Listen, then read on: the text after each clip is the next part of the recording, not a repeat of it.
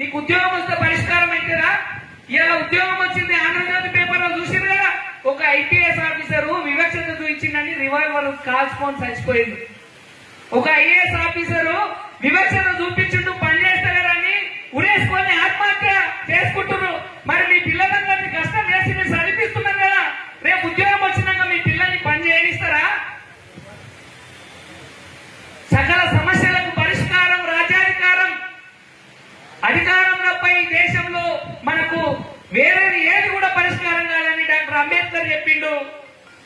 కులాలుగా విడిపోయినటువంటి ఈ సమాజాన్ని మీరంతా బహుజనులయ్యా, మీ పిల్లలు మీరే ఇచ్చుకోండి, మీ పండుగలు మీరే చేసుకోండి, మీరందరూ కలిసి ఒక డబ్బులో ఓట్లేసుకోండి. నేను ఉత్తరప్రదేశ్ లో చూపించిన అక్కడ 4 సార్లు మాయావతి గారు ముఖ్యమంత్రి అయ్యారు, మరి మీరెందుకు చేసుకుంటున్నారని చెప్పేసి మాన్యవర్ కాంశీరామ్ గారు అరిసి అరిసి అరిసి బ్రెయిన్ స్ట్రోక్ వచ్చి మనోళ్ళని చూసి ఇక్కడ పెట్టిన బాధతో చచ్చిపోయిందా?